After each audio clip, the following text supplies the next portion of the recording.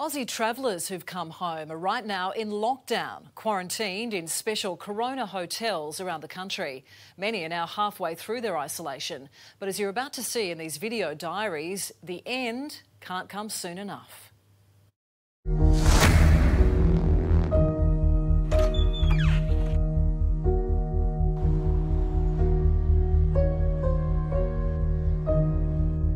We need help to get home. Welcome to Hotel Corona. You are sentenced to 14 days in quarantine. Or 20,160 minutes. It is torture. I can't. It's like worse than jail. For travellers returning from abroad, this is home for 2 weeks. Small hotel rooms like this one where there are no balconies, the windows won't open, and for some, there's nobody else around. You could say it's the perfect time to recharge and relax, but those we've spoken to paint a very different picture. We are not their guinea pigs. And they need to act now. We know it's frustrating to be in a hotel for 2 weeks, but they're doing the right thing for their health, for the health of the whole community, and I'm very grateful to them. We begin at Melbourne's Crown Promenade, where plush hotel rooms have been turned into makeshift cells. As we begin filming, a room on the 8th floor catches our attention. That sign reads, "We need fresh air."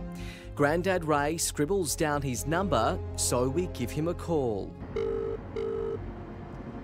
Hello. Hello, it's Sam here from A Current Affair. How's it going up there?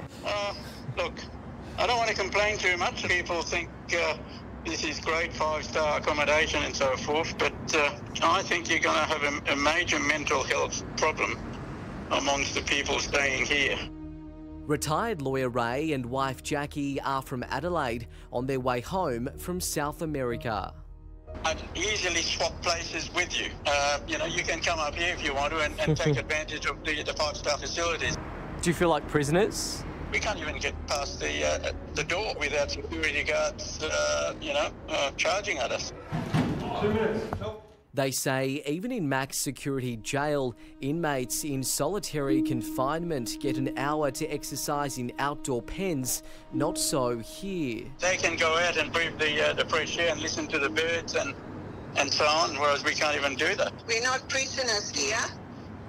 We are human beings. Welcome to day 1 of 14. Phones are allowed though, as are laptops, and these are the video diaries of our detainees. There is a prison gang.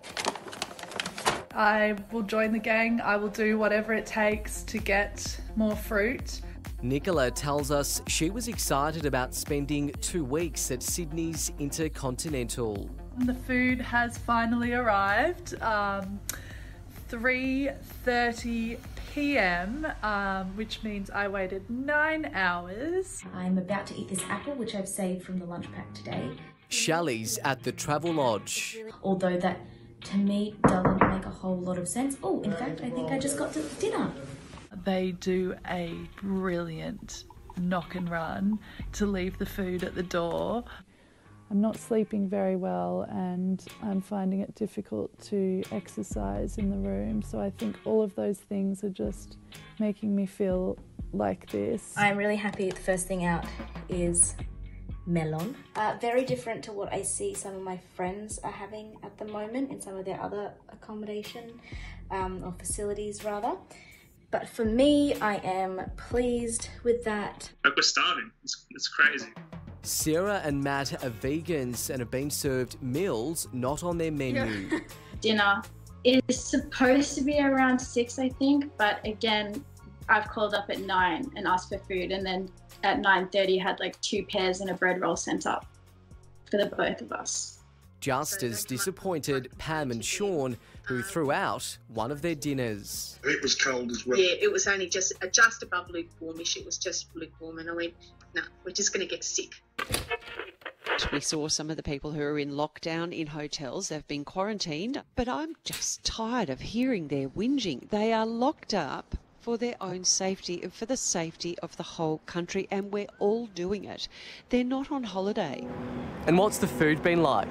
My daughter is a nutritionist. I took a photo of the food that we've been given, and she was appalled. Appalled. This is a rich country. We're not a third world country. Grandparents Ray and Jackie are both diabetics. We are pampered with sugary, with chocolate, breakfast, lunch and dinner. Pretty unusual to not be able to get out and about. A few floors up, we spot newlyweds Alex and Simone. Pretty good view from up here, good view of the city. And the food's been lovely, so we can't complain.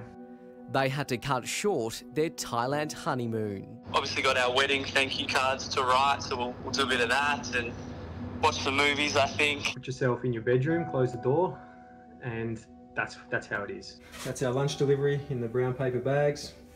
We were given a microwave because of the baby, have to warm up the bottles, etc. Todd, his wife and their 5-month-old girl managed to get the last commercial flight out of Brazil. I mean, this one keeps us busy, so I guess that's one bonus of having a baby in the place, so the days tend to go reasonably quick. I guess people are saying, you know, it is a 5-star hotel, but I guess for you guys, you can't even open the window to get some air in. What's that like? Yeah, I see a bit of that online, like, you know, stop complaining, you're in a 5-star hotel, blah, blah, blah, and we're not complaining. We've got a bag of laundry now. I've got to actually negotiate with them what's going to happen. We've been given a note saying we've got to pay $40 for a bag of laundry, but I'm not going to pay them 1 red cent. They're 5-star hotels, okay, so they're not going too bad. There'll be some people after the bushfire still living in tents and caravans. For most travellers, it's about midway through their quarantine. I think it's very easy to say when you've got the space of your own home to move around, to say to other people to suck it up. Clinical psychologist Simon Kinsella. If you were confined to 20 square metres, then you would find it quite difficult to feel calm and to make the most of that time. It would be good to not wake up to things like this at the door every day. I just can't help the way that I'm feeling, and that's a little bit low. What would your message be to the authorities? I think this was just very poorly thought through. For goodness sake, treat people with dignity and respect. And Ray and Jackie face another 14 days isolation when they eventually return home to Adelaide. They are counting down the days.